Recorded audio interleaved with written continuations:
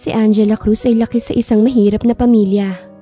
Bagamat masipag sa pag-aaral ay nakakuha siya ng scholarship sa isang eskwelahan kung saan ay nagtapos siya bilang isang magna cum laude. Dahil sa angking talino ay mabilis na nakapasa sa bar exam si Angela at kasalukuyang nagtatrabaho sa isang private hospital. "Ma, aalis na po ako paalam ni Angela sa ina niya. "Mag-iingat ka anak."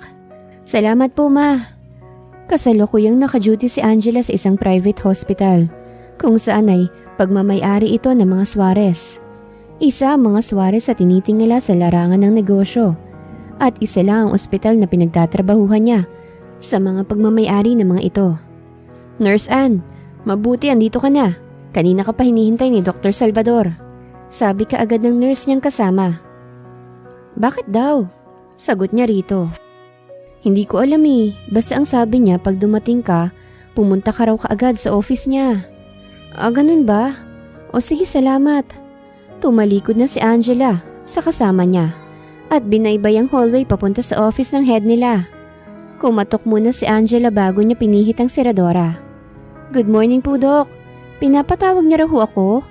Magalang na tanong ni Angela kay Dr. Sandoval. "Yes, Angela. Dahil alam kong mapagkakatiwalaan ka't alam kong sincere ka sa trabaho mo. Kaya ikaw ang inirekomendo ko kay Mrs. Suarez para maging personal nurse sa anak niya. Huwag ka mag-alala. Malaki ang sahod mo doon. Kompleto ka rin sa benepisyo. Wala kasi akong ibang nakita na nababagay sa trabaho na yon kung hindi ikaw lang.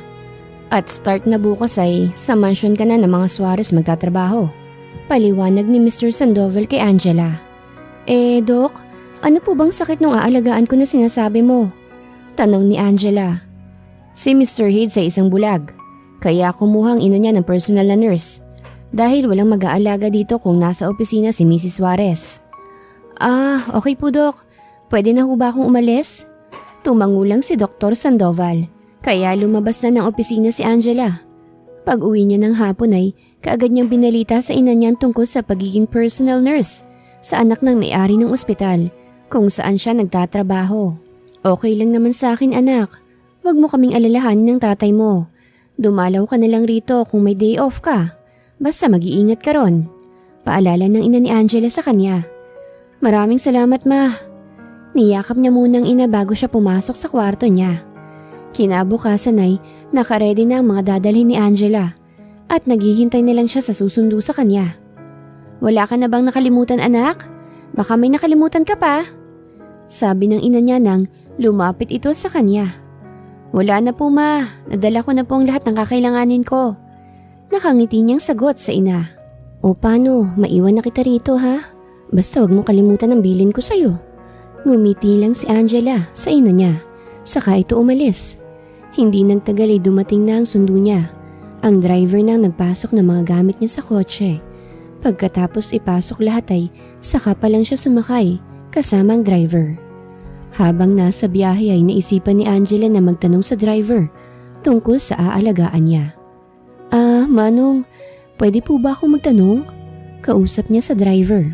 "Oo naman ma'am, ano ho ba yun?" Magalang na sagot nito sa kanya. Yun ho bang aalagaan ko? Anong dahilan kung bakit nabulag siya't mabait ho ba yun?" Seryosong tanong sa driver. Yun ba? Nadisgrasya po kasi yun si Sir, ma'am. Mabilis po kasi magpatakbo ng kotse, kaya nawala ng preno ang sinasakyan niya. Bumangga siya sa isang puno ng kahoy. Mabuti na lang at hindi napuruhan. Pero nadamage din ang mata nito. Sa mata niya po kasi tumilapon ang mga bubog ng salamin sa kotse, kaya yun, nabulag. Tungkol naman ho sa ugali niya, mabait naman po yun dati. Pero simula nung nabulag siya, nag-iba ng ugali niya. Wala ring nurse ang nagtatagal doon dahil palagi niyang sinisigawan o di kaya'y itatapon ang dinala niyang pagkain. Magalang pa rin nasagot ng driver. Sa mansyon ng mga Suarez ay bumisita si Abigail, ang girlfriend ni Hayes. "Sweetheart, sige na kumain ka na. Baka kung ano pang mangyari sa'yo pag hindi ka kumain. Sige na, please." Pakiusap ni Abigail sa boyfriend. Malaki ang buntong hininga na pinakawalan ni Hayes. "Maghiwalay na tayo, Abby." Seryosong sabi ni Hayes sa nobya. "What? Sweetheart, ano bang pinagsasasabi mo? Anong maghihiwalay? No, hindi tayo maghihiwalay. Mahal na mahal kita, Hades. Naiiyak na sabi ni Abigail. Wala na akong silbi, Abby. Dahil isa na akong bulag. Hindi ko na rin maibibigay ang mga pangangailangan mo. Patawad pero simula ngayon hindi na kita girlfriend. Makakahanap ka pa ng mas higit sa akin. At ipagdadasal ko na makahanap ka ng magmamahal sa'yo ng buong buo. Sige na, makakalabas ka na. Humihikbi na lumabas ng kwarto si Abigail. Pagkasara niya ng pinto, ay saka pa lang niya pinahid ang luha niya. Akala naman siguro niya, iiyakan ko siya dahil mahal ko siya. Nakangiting sabi ni Abigail sa isip niya. Pagtsatsagaan muna kita ngayon dahil may kailangan pa kami ni Briggs sa'yo.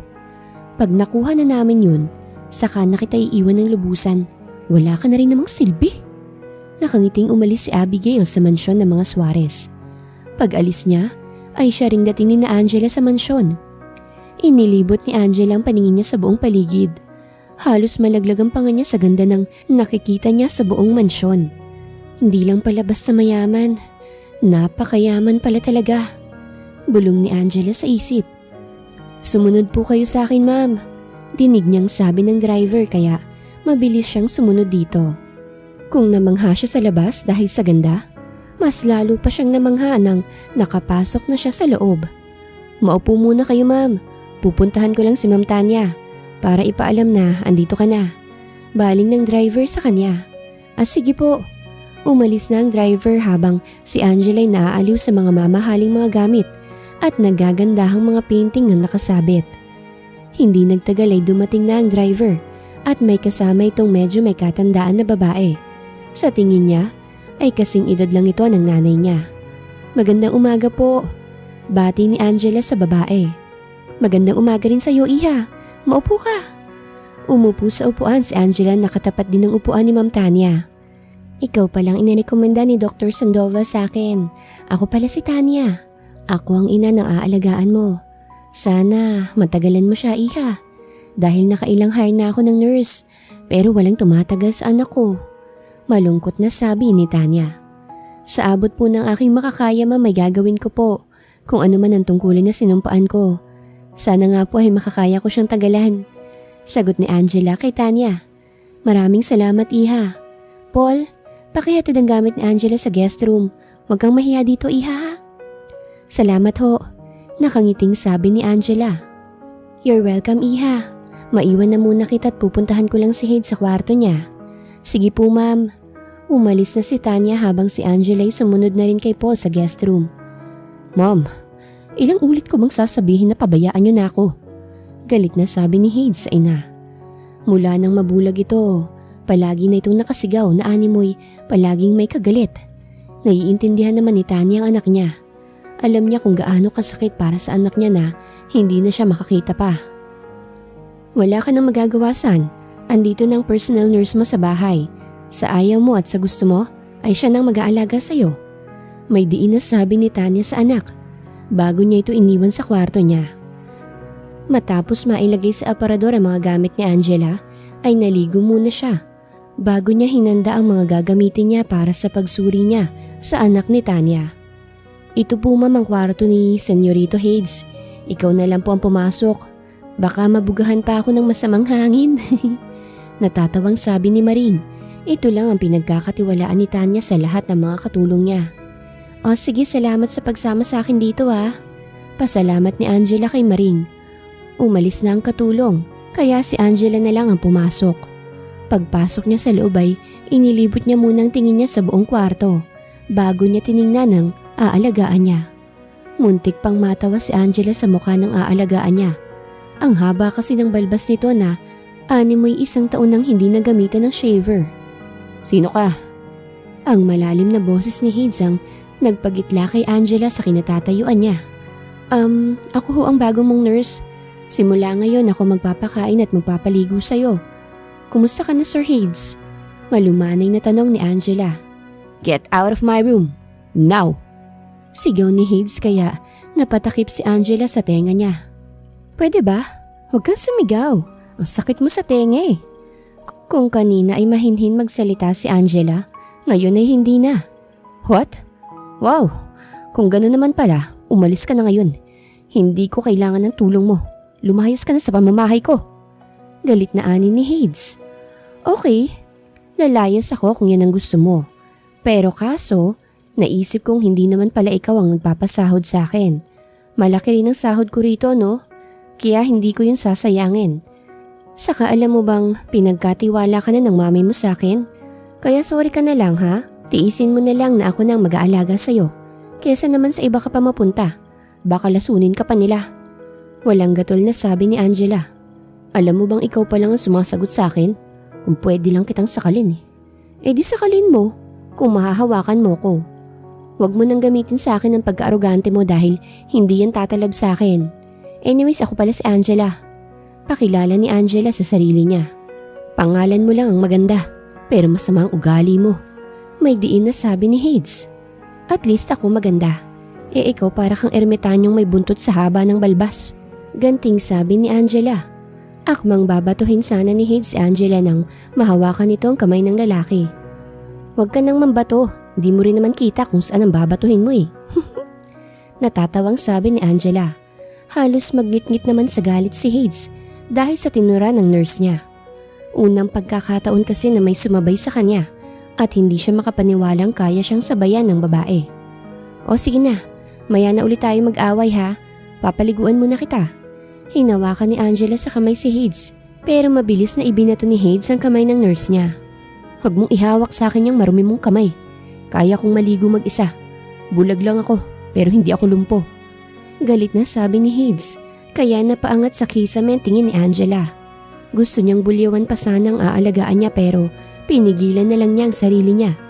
Dahil tiyak na lalaki pa ang gulo nilang dalawa kapag pinatulan pa niya ito. Paglabas ni Hades sa banyo ay nakabihis na ito ng damit. Kahit bulag siya, memoryado naman niya ang kwarto niya. Kaya hindi na siya nahirapan pang umupo sa kama. Okay, dahil tapos ka naman ng maligo, iinom ka na nitong gamot mo. Hindi ako iinom niyan. Baka kung may lason pang nilagay mo dyan. Putol ka agad ni Hades sa sasabihin ni Angela. Don't worry Mr. Suarez, hindi kita papatayin sa lason. Papatayin kita sa konsumisyon kung hindi ka susunod sa akin. Banta ni Angela. Ba't ka ba nangingialam? Wala kang karapatan na pakialaman ng buhay ko dahil hindi kita kaano-ano.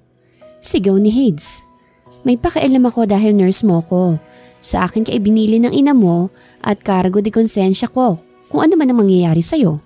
Alam mo ba kung bakit nurse ang kinuha kong course? Dahil sa mga mahal ko sa buhay. Dahil gusto ko silang makita at makasama sa mahabang panahon.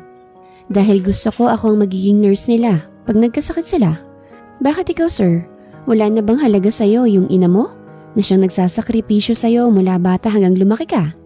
Sagot din ni Angela kay Hades, kaya napatahimik ang binata sa sinabi niya. Habang nasa sala ay tahimik ang mga katulong na nakikinig sa dalawang nag-aaway sa kwarto, kasama sa nakikinig sina Maring at Tanya. Sa tingin ko ma'am, hindi ka nagkamali sa pagpili kay Angela na magiging personal nurse na Senyorito Hades dahil lumalaban siya rito. Nakangiting sabi ni Maring. Sana nga Maring, sana nga ay matagalan niya ang ugali ni Hades. Sagot ni Tanya. Get out! Galit na talaga si Hades. Lalabas lang ako kung iinumin mo na tong gamot mo. Mariinding sabi ni Angela. No way! Mariing sabi ni Hades. Dahil bulag si Hades ay hindi niya kita ang paglapit ni Angela sa kanya. Kaagad na hinawakan ni Angela ang panga nito.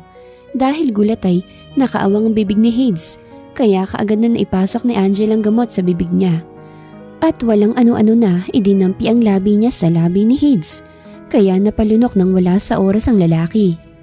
Nang masigurong nalunok na ni Hades ang gamot, ay saka palang binitawan ni Angela ang labi nito.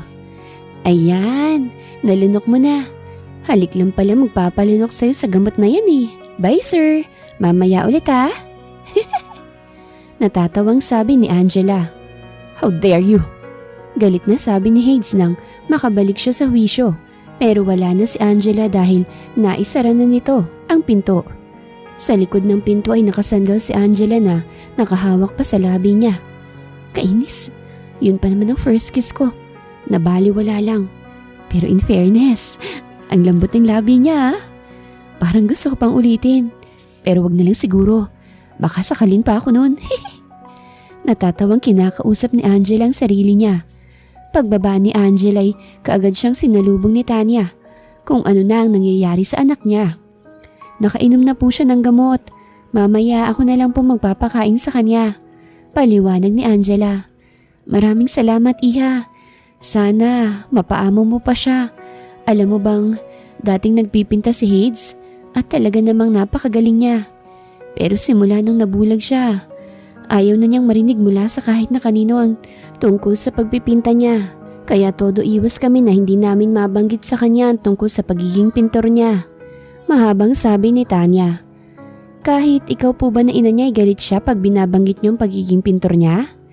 Napabuntong hininga si Tanya. Wala siyang pinipili, Iha. Kaya kung maaari ay iwasan mong banggitin yan sa kanya. Pakiusap ni Tanya kay Angela. Makakaasa po kayo, ma'am. Sagot ni Angela. Matapos mag-usap ay bumalik na si Angela sa guest room. Nakaupo siya habang iniisip ang ginawa niya kanina kay Hades. Ba't ba kasi ang lambot ng labi ng mokong na yun? Pag nalaman ni ma'am ang ginawa ko na yun, ako naman, huwag naman sana niyang sabihin. Nakakahiya. Biglang nag-init ang pisngi ni Angela.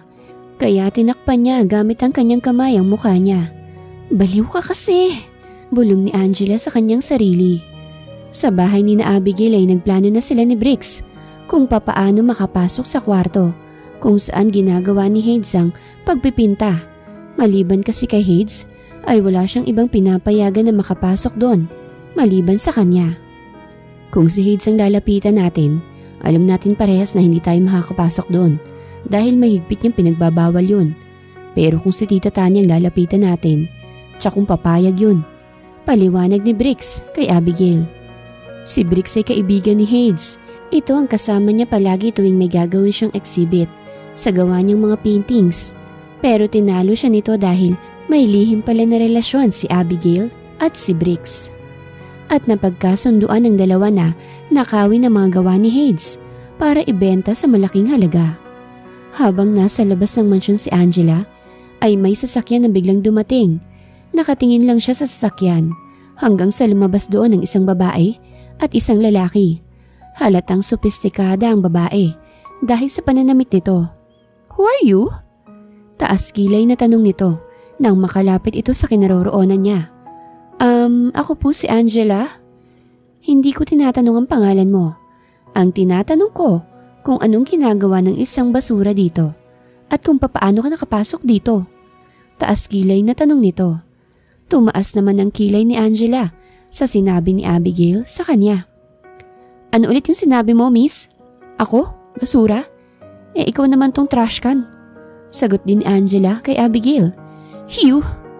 Akmang sasampalin na sana ni Abigail si Angela nang hawakan nito ang kamay niya. Subukan mo lang na ilapit yung marumi mong kamay sa mukha ko. Sisiguraduhin ko sa iyong pagsisisihan mong ginagawa mo.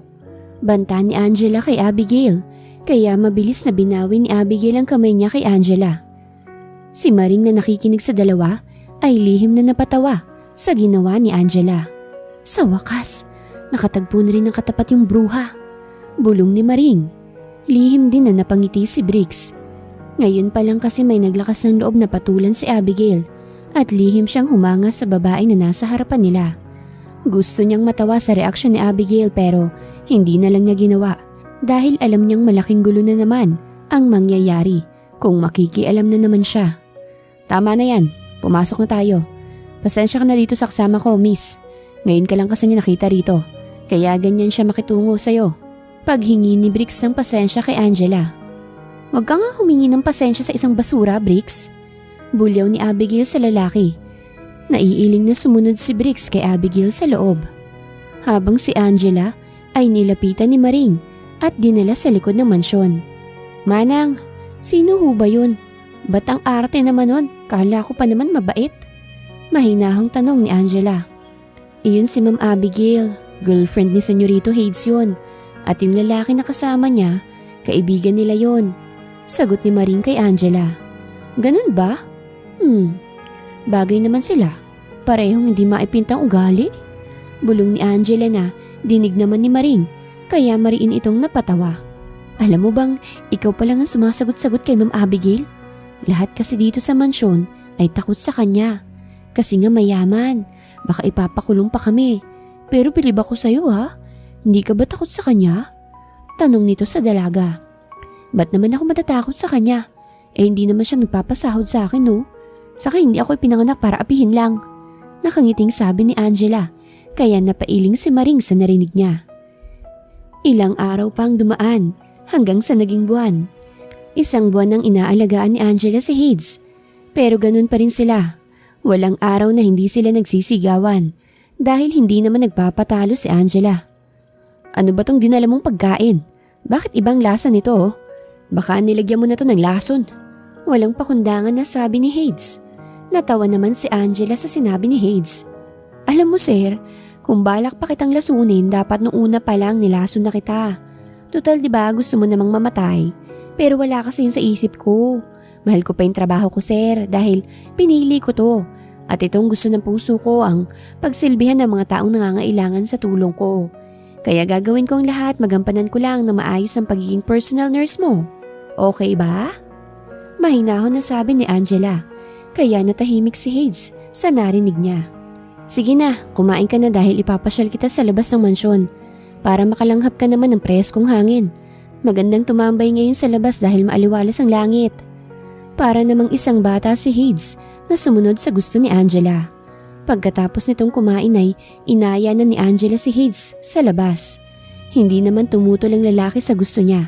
Kaya madali silang nakarating sa likod ng mansyon kung saan may swimming pool. Pinaupo ni Angela si Hades sa kinuha niyang upuan habang siya ay nasa Carabao grass nakaupo. Sir, pwede ba ako magtanong?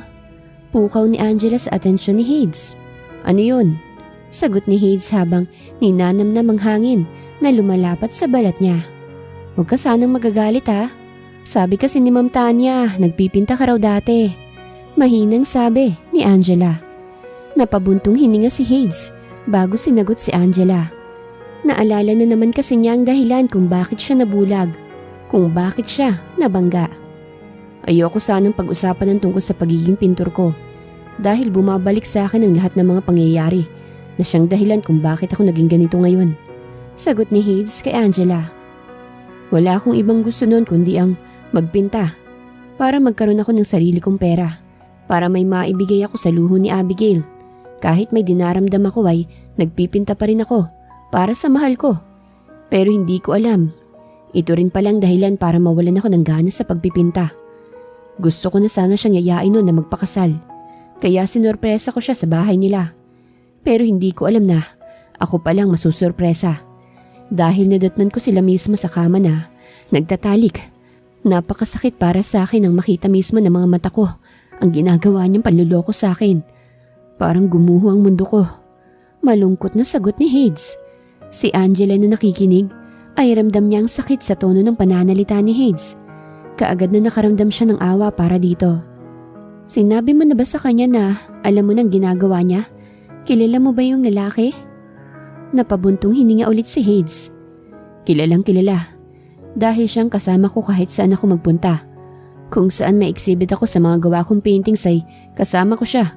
Kaya hindi ko magawang sumbatan sila. Dahil itinuring ko ng kapatid si Brix. Sagot ni Hades. Natameme kaagad si Angela sa narinig. Habang sa di kalayuan sa kanila ay dinig pala ng dalawang tao ang pinag-uusapan nila. Bigla ay hindi nakagalaw si Brix sa kinatatayuan niya. Habang si Abigail ay nagulat din sa narinig niya. Hindi niya alam kung kailan sila nahuli ni Brix. Kaya pala biglang nag-iba ito sa kanya. Dahil alam na pala nito ang kalokohan na ginagawa nila. Mabuti naman at napagtiyagaan mo ugali ko. Sa lahat ng nurse na nagdaan sa akin, tanging ikaw lang ang nag-iisang nagtagumpay na magtagal sa akin. Salamat sa walang sawa na pag-aalaga mo sa akin. Sinserong sabi ni Hades. Napangiti na lang si Angela sa sinabi ni Hades sa kanya. Dahil mahal ko ang trabaho ko at sinumpaan ko ito, kaya hindi ko to sasayangin. Nakangiting baling ni Angela kahit hindi naman kita ni Hades ang ngiti niya. Sa unti-unting pagbabago ni Hades ay masaya si Tanya sa malaking naitulong ni Angela sa kanya. Kaya nag-iisip siya kung ano bang dapat na ibigay niya kay Angelang sukli sa kabutihan nito sa anak niya. Wala ka na bang balak na magpinta ulit? Dahil kung gusto mo talaga ang isang bagay, wala namang makakahadlang sa'yo, kahit pang pagiging bulag mo. Hindi makakahadlang sa'yo yan. Patunayan mo sa lahat na kaya mong gawin ngayon ang ginagawa mo dati nung hindi ka pa bulag. Hindi na mawawala sa'yo ang pagiging pintor mo dahil nakaukit na yan dyan sa puso mo. Tandaan mong hindi ka makakagawa ng isang bagay kung hindi mo sasamahan ng puso. Ang puso ang isa sa pinaka-importante sa lahat. Mahinahon na sabi ni Angela. Nakahiga na si Hades sa kama pero bumabalik pa rin sa kanya ang sinabi ni Angela. Tanging puso mo lang nakakaalam sa kung ano man talaga ang gusto mo. Hindi na namalayan ni Hades na nakatulog na pala siya sa pag-iisip tungkol sa sinabi ni Angela sa kanya. Ha? Sigurado ka magpipinta ka ulit? Pero paano? Hindi na natuloy pa ni Angela ang sasabihin niya nang putulin ni Hades ang sasabihin niya. Ikaw ang magiging mata ko, Angela. Gusto kong magpinta na kasama ka. Hindi mo naman siguro ko hihindian, di ba? Oo naman. Bakit hindi? Kailan ba tayo mag-uumpisa? Excited na sabi ni Angela. Sa labas ng mansyon ay nagwawala si Abigail dahil pinaban siya ni Hades. Kahit si Brix ay hindi na makakapasok pa sa loob ng mansyon. Hades, please, papasukin mo ko. Mag-usap tayo, please. Pakiusap ni Abigail habang nasa labas ito ng gate. Hindi mo ba siya papapasukin? Tanong ni Angela. Hindi na, makakaabala lang siya sa atin eh. Tayo na. Naglakad na ang dalawa patungo sa kwarto, kung saan nandoon lahat ng gamit ni Hades sa pagpipinta. Itinuro ni Hades kay Angela kung saan nakalagay ang susi, kaya madali silang nakapasok sa loob.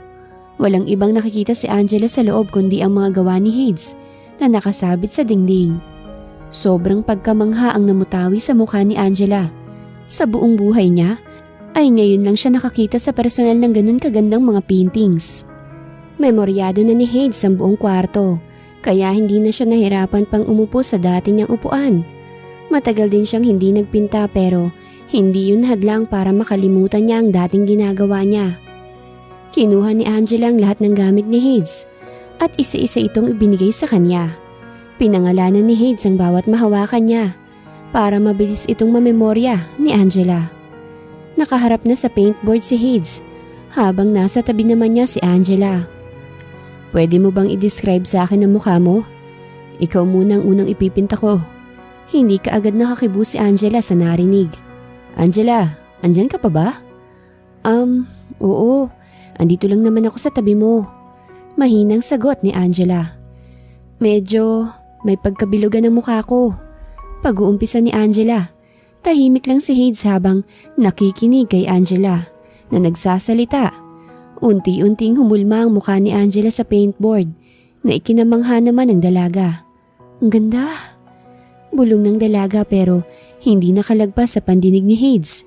Parang may kung anong energy ang pumasok sa katawan ni Hades nang marinig niya ang pagkamangha sa boses ng kasama niya. Ilang oras din ang itinagal ni Hades at Angela sa loob ng workplace niya. Hanggang sa lumabas sila ay hindi pa rin makapaniwala si Angela na nagawa siyang ipinta ni Hades kahit na wala itong nakikita. Nagdaan pa ang maraming mga araw. Hindi pa rin sumusuko si Abigail sa pagbabaka sakali na papasukin na siya ni Hades. Pero tulad nung una ay wala na itong pakialam sa kanya. Kaya galit na galit siya na umuwi sa kanila. Gusto niyang ibalik ang kung ano man ang meron sila dati ni Hades. Pero hindi na niya magawa. San ka na naman pumunta? Bumalik ka na naman sa mansyon nila Hades? Ilang ulit ko bang sasabihin sa'yo na hindi ka na mahal ni Hades? Wala na siyang pakialam sa'yo dahil malandi ka. Sigaw ni Brix kay Abigail. Kaya otomatikong dumapo sa mukha ni Brix ang kamay ni Abigail. Wala kang karapatan para insultuhin ako. Dahil kung hindi dahil sa akin, wala ka ngayon dyan sa kinatatayuan mo. Galit na sigaw ni Abigail kay Brix. Bakit? Sa tingin mo ba'y dapat kang respetuhin ang tulad mo na basta-basta nalang bumubuka ka sa kahit na sinong lalaki? Hindi ka dapat respetuhin. Galit na sabi ni Brix kay Abigail. Sa kanya ito iniwan. Napaluha na lang si Abigail sa sobrang sakit na nararamdaman niya dahil hindi niya inakala na yun ang kahihinatnan sa mga pinaggagawa niya. Samantalang sa mansyon ay masayang magkausap si Angela at Hades, pati na ang mami niya. Sa araw-araw na magkasama si Angela at Hades ay hindi na nila namalayan na nahuhulog na pala sila sa isa't isa. Sa araw-araw ba nakasama mo ko, wala ka bang kakaibang nararamdaman? Mahinahong tanong ni Hades kay Angela. Anong klaseng pakiramdam naman ang gusto mong sabihin ko? Mahina ring sagot ni Angela. Napabuntong hininga na lang si Hades dahil hindi niya kayang sabihin ang totoong nararamdaman niya. Takot kasi siya na baka mabaliwala lang siya. May gusto ka bang sabihin? Tanong ulit ni Angela. O wala naman. Baka kasi gusto mong magbakasyon muna sa inyo. Bibigyan kita ng 1-month vacation. Alam kong kailangan mo rin ng pahinga. Napatingin si Angela kay Hades na nagsasalita. Sino naman ang mag-aalaga sa'yo kung aalis ako? Nandyan naman sila mommy. Alam ko naman na hindi nila ako pababayaan. Kaya bukas pwede ka na umuwi muna sa inyo. Mahinahon na sabi ni Hades. Dahil sa tuwa ni Angela ay napayakap na lang siya kay Hades. Hindi naman nakagalawang binata sa ginawa ni Angela. Maraming salamat. Namimiss ko na rin kasi ang magulang ko eh. Huwag ka mag-alala. Matapos ang bakasyon ko babalik ako kaagad dito. Malungkot na sabi ni Angela. Tumango lang si Hades kay Angela.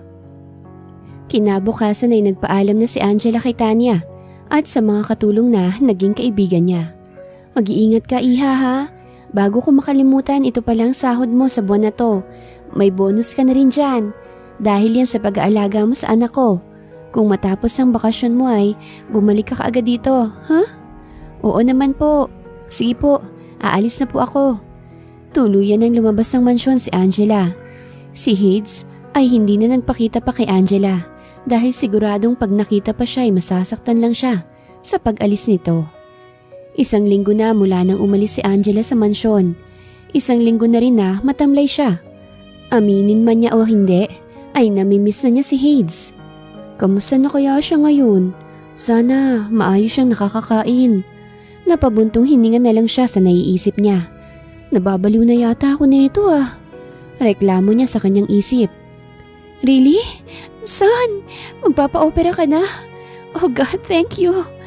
Ngayon din mismo ay magpapabook ako ng ticket natin papuntang Amerika. Hindi mo lang alam kung gaano ko kasaya ngayon anak. Niyakap ni Tanya ang anak niya. Saka siya nagpaalam dito na mag-e-empake na siya. Nang umalis na ang ina ni Hades, ay napabuntong hininga na lang siya. Para sa iyo itong gagawin ko. Gusto kong makasama ka habang buhay pero hindi ko magagawa yun kung ganito ang kaalagayan ko. Kaya aalis ako para sa iyo.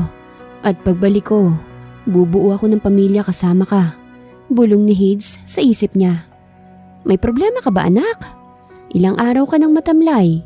Kung ano man yung gumugulo sa isip mo, ay pwede mo yang sabihin sa akin. Makikinig ako. Nakangiting sabi ni Aling Milay sa anak niya. Tama ang iyong inaanak. Sabihin mo sa amin kung ano man yung gumugulo sa isip mo para mapayuhan ka namin sa kung anong dapat mong gawin. Sabi din ng ama ni Angela na bigla na lang sumulpot. Nahihiyang nagbaba ng tingin si Angela. Alam ko ng reaksyon na yan. In love na bang dalaga namin? Nakangiting tanong ng ama niya. Nahihiyang tumango si Angela sa ama niya. Alam mo anak, kung talagang mahal mo ang isang tao, sabihin mo sa kanya ang totoo mong nararamdaman. Hindi porket babae ka hindi mo na pwedeng ipagtapat ang pagmamahal mo. Lahat tayo ay may karapatan dahil hindi lahat ng lalaki ay kayang aminin ang nararamdaman sa atin. Nakangiting sabi ng ina niya. Kung totoong mahal mo siya, ba't hindi mo siya puntahan? Huwag mo nang hintayin na mawala pa siya sa'yo. Dahil sa sinabi ng ina ni Angela, ay mabilis siyang tumayo at nagpaalam sa magulang niya. Kumaway lang ang magulang niya sa kanya habang sumasakay siya ng taxi. Pagdating niya sa mansyon ay biglang gumuho ang mundo niya nang malaman na umalis si Hades papunta sa States. Dahil kaaalis pa ng mga ito ay mabilis siyang sumakay sa taxi at hinabol sina Hades sa airport. Kuya, wala na bang mas ibibilis pa tong takbo natin? Baka hindi ko na siya maabutan pa. Reklamo niya sa driver. Ma'am, mabilis na po itong takbo natin. Hindi po pwedeng mag-overspeeding tayo at baka madisgrasya pa tayo. Walang nagawa si Angela kundi ang tumahimik na lang. Pagdating nila sa airport ay mabilis siyang lumabas ng taxi at tumakbo sa loob. May oras pa siya kaya umaasa siyang maaabutan pa niya si Hades. Hades! Tawag niya sa pangalan ng binata nang makita niya itong papasok na kasama ang ina. Mabilis na huminto si Hades sa paglalakad nang marinig niya ang pamilyar na boses na tumawag sa kanya. Namalayan na lang niyang may nakayakap na sa kanya. Angela! Oo, ako to. Bakit ka umalis? Iiwan mo na ba talaga ako? Naiiyak na sabi ni Angela. Niyakap din ng mahigpit ni Hades si Angela. Oo, dahil kailangan. Huwag kang mag-alala. Babalik ako. Babalikan kita dahil mahal na mahal kita, Angela. Kaya ako aalis para magpa-opera sa ibang bansa. Dahil gusto kong makita ang taong nagbigay ng liwanag sa buhay ko. Sana mahintay mo ako at ipangako mo sa akin na hindi ka na maghahanap pa ng iba. Natawa naman si Angela sa sinabi ni Hades. Ayan, tumatawa ka na. Huwag ka na malungkot dahil nalulungkot din ako pag nalulungkot ka. Babaguhin ko lang muna ang sarili ko dahil ayaw kong ikakahiya mo ko. Gusto ko na magiging proud ka sa akin na ako ang naging boyfriend mo. Kahit naman ganyan ka, proud na proud ako sa'yo, no? Dahil kahit bulag ka, lumalaban ka pa rin at pinatunayan mo sa marami na marami kang kayang gawin kahit may kapansanan ka. Higit sa lahat, dahil minahal mo ko kahit na mahirap lang. Hindi na natapos ni Angela ang sasabihin niya nang takpan ni Hades ang bibig niya sa isang daliri nito. I love you, Angela Cruz. Wala akong pakialam kahit mahirap ka. Ang importante, mahal kita. I love you too, Hades. Hindi na nagdalawang isip pa si Angela na siilin si Hades ng halik sa labi. Malaki naman ang ngiti ni Tanya sa nakita niya sa dalawa. Hintayin mo ko. Mahal ko. Babalik ako kaagad. Humihikbi na niyakap ni Angela si Hades. Sa kanya ito binitawan. Paglipad ng sinasakyan na eroplano ni na Hades, ay saka pa lamang umalis ng airport si Angela. Halos 6 na buwan siyang naghintay na babalik si Hades pero wala pa rin ito. Para malibang niya ang sarili niya ay pansamantalang bumalik siya sa ospital na tinatrabahuhan niya. Ginawa niyang lahat para mapagod siya dahil gusto niya na pag-uwi niya ay kaagad na siyang makatulog at makalimutan saglit si Hades. Pagkatapos ng duty niya ay nagligpit na siya ng gamit niya at naglakad na palabas ng ospital si Angela. Pagdating sa lobby ay nagtataka siya kung bakit ang mga kasama niyang nurse ay may mga hawak na tig-iisang roses at isa-isa yung binibigay sa kanya. Nagtataka siyang tumingin sa mga ito kung para saan ang mga bulaklak pero nagkibit balikat lamang ang kanyang mga kasama. Hindi nakagalaw si Angela sa kinatatayuan niya nang lumabas ang isang tao na matagal niyang hinihintay. Sobrang gwapo nito sa suot niyang tuksido. Malaki na ang ipinagbago nito. Nakangiti ito na lumapit sa kanya. Saka nito ibinigay ang isang bouquet ng bulaklak. Hades! Sambit niya sa pangalan nito. Ano to? Naiiyak niyang sabi. Tinupad ko lang ang ipinangako ko sa'yo na babalik ako para sa'yo. Biglang lumuhod si Hades sa harapan ni Angela at binuksan ang kahon na naglalaman ng singsing. Napatakip sa bibig niya si Angela habang ang mga kasama niyang mga nurse ay kinikilig sa nakita nila sa kanilang dalawa. Ay! Ang sweet naman ni Sir Hades! Tili ng ibang mga nurse. Miss Angela Cruz, can you be my girlfriend? Umiiyak na tumango si Angela kay Hades, kaya mabilis na tumayo si Hades at isinuot sa daliri ni Angela ang singsing. Thank you, baby. Thank you for loving me. Niyakap ng mahigpit ni Hades si Angela. Sa kanya ito siniil ng masuyong halik na tinugon naman ni Angela ng buong puso. Maingay na palakpakan ang tanging maririnig sa lobby ng ospital kung saan naroroon sila Angela. Ay! Angela, pag nagpakasal kayo kailangan imbitado kami ah. Sabi ng isang nurse kaya nagtawanan ng lahat ng nakarinig. Sa mansyon ni na Hades niya dinala ang nobya. Mga nakangiting katulong naman ang sumalubong sa kanila. Dinala ni Hades si Angela sa likod ng mansyon nila kung saan meron siyang inihanda na sorpresa para dito. Pagdating sa likod ay halos malaglag ang panga ni Angela sa ginawang setup ni Hades sa likod ng mansyon. Hugis puso na decoration at may maliit na mesa at 2 upuan lang ang nando doon. Nandun din ang paborito niyang bulaklak, ang tulips. Hades, paano mo naman nalaman ang tungkol sa bulaklak na to? Baling niya sa nobyo na nakangiti sa kanya. Nagtanong ako kina Aling Milay at sinabi niyang itong paborito mong bulaklak. Pinaupo ni Hades si Angela sa upuan at pinuntahan ng music box na pinahanda niya para sa dinner date nila ng nobya niya. Nagpatugtog ng sweet music si Hades, saka siya bumalik sa mesa kung saan naroroon si Angela. "Can I dance with you?" Ngumiti ng matamis si Angela at iniabot ang kamay kay Hades. Nakapulupot sa bewang ni Angela ang kamay ni Hades, habang nasa balikat naman ni Hades ang kamay ni Angela. "Alam mo bang nung una mo akong hinalikan dahil hindi ko iniinom yung gamot ay halos gabi-gabi kong iniisip na sana'y may kasunod pang kiss na yon?" Nakangiting sabi ni Hades. Agad naman na nag-init ang mukha ni Angela nang maalalang ginawa niyang kalokohan. Kaya ko lang naman yun ginawa dahil ayaw mong uminom ng gamot." Parang bata na sabi ni Angela. "At alam mo rin ba na sa tuwing naiisip ko na baka ginawa mo rin yun sa iba mong pasyente ay umiinit ka agad ang ulo ko." Napaamang naman si Angela sa sinabi ni Hades. "Anong pinagsasasabi mo dyan? Hoy, for your information, ikaw pa lang ang first kiss ko, no? At nagsisisi nga ako kung ba't ko yun ginawa." "Talaga? Pero ako, gusto kong maulit ng ilang beses yon." Nakangiting sabi ni Hades. Nakatitig lang si Angela sa nobyo na matamis ang ngiti sa kanya. Namalaya na lang ni Angela na naglapat na pala ang labi nilang dalawa. Lumalim na ng lumalim pang halikan nila. Hanggang sa nalalasing na si Angela sa kakaibang halik ni Hades sa kanya. Tuluyan na siyang nadala sa kakaibang sensasyon na nararamdaman niya. At natagpuan na lang niya ang sarili na nakahiga sa malambot na kama. Kapwa walang saplot na nakahiga si na Hades at Angela sa kama. Walang pagsisisi ang nadarama ni Angela. Masaya siya sa taong mahal niya na ibinigay ang iniingatan niya, habang si Hades ay masayang nakayakap sa nobya. Wala sa isip niya na aangkinin ng dalaga, pero hindi na niya nakontrol ang sarili niya nang tumitig sa kanya ang dalaga. Talagang mabilis siyang naaakit nito na hindi nagawa ni Abigail sa kanya. Sa paglipas sa mga araw ay araw-araw na sinusundo ni Hades si Angela sa trabaho niya.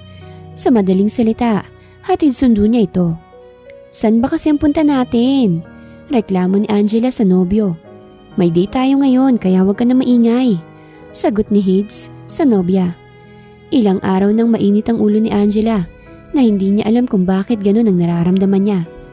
Nakarating sila sa restaurant na hindi nagsasalita pa si Angela.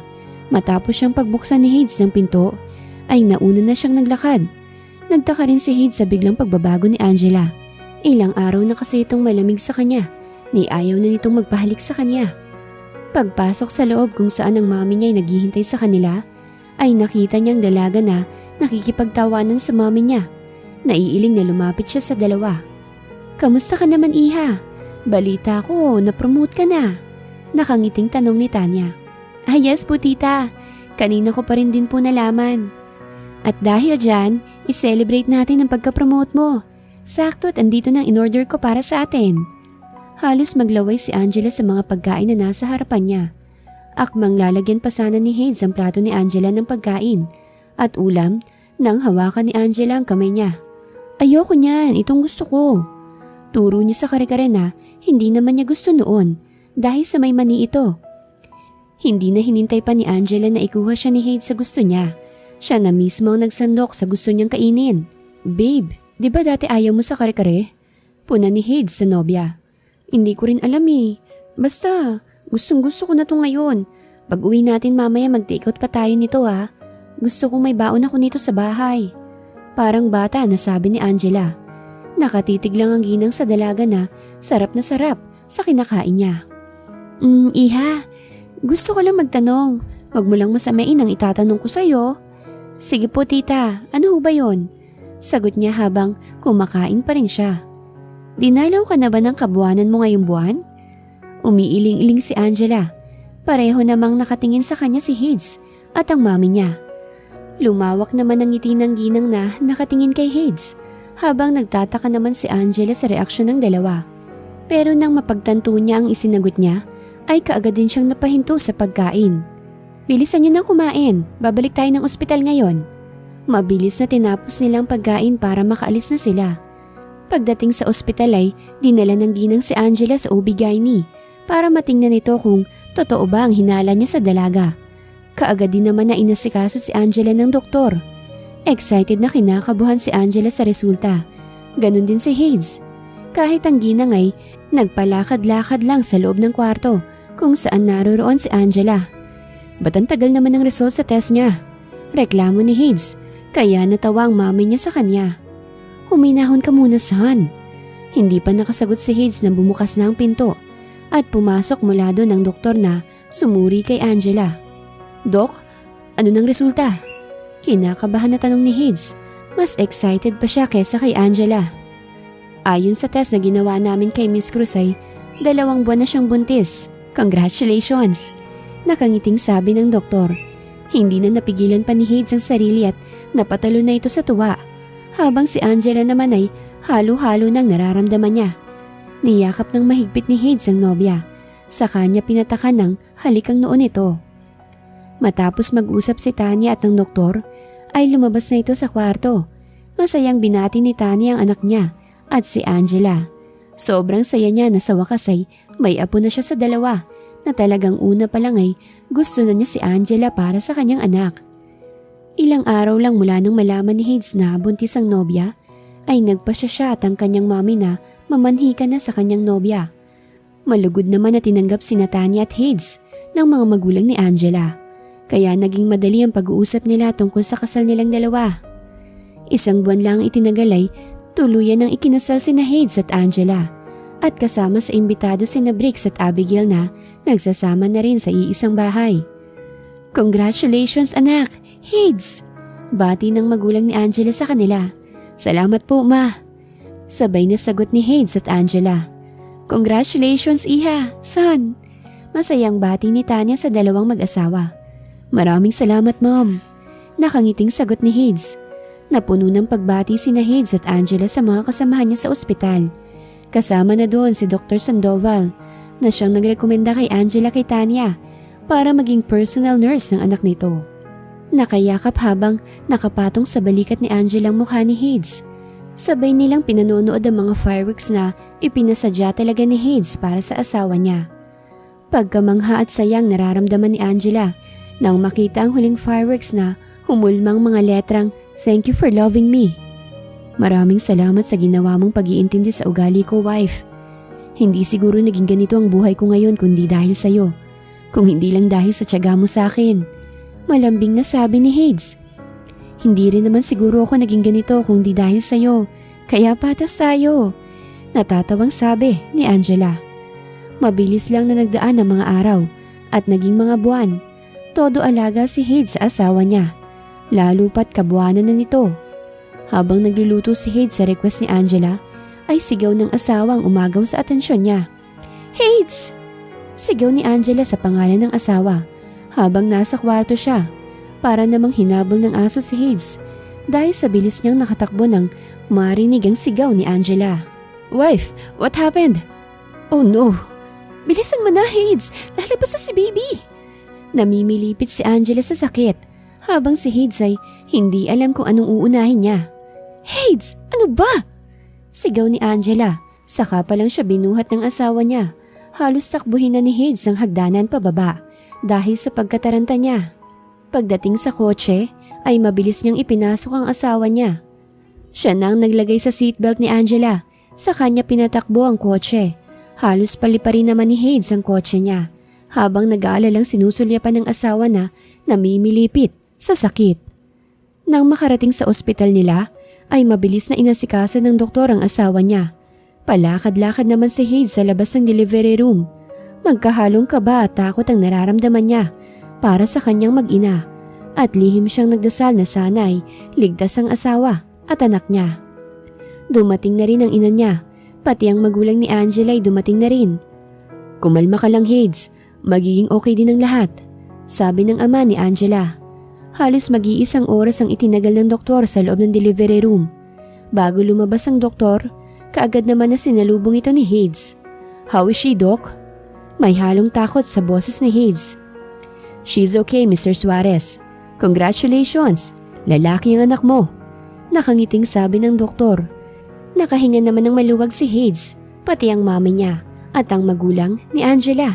Thank you, Doc. Pasalamat niya sa doktor bago sila nito iniwan. Habang nasa kwarto ay nagbabangayan ng tatlong matatanda kung saan nagmana ang apo nila. Samantalang nakangiti naman si Hades na hinahaplos-haplos ang buhok ng asawa niya. Maraming salamat, wife, at kinumpleto mo ang buong pagkatao ko. Manang-mana sa iyo ang anak natin. Alam mo ba yun? Kaya magpalakas ka para makarga mo na ang gwapo nating anak. Nakangiting kinakausap ni Hades ang ulo ng asawa niya. Ilang araw lang ang lumipas ay lumabas na si Angela sa ospital. Pinangalanan nila ang kanilang anak ng Andro. Ayon sa gusto ng magulang nila, kaya pinagbigyan na nila ang mga ito. Masayang nagsama ang mag-asawa at pinagdasal nila na sana'y malagpasan nila ang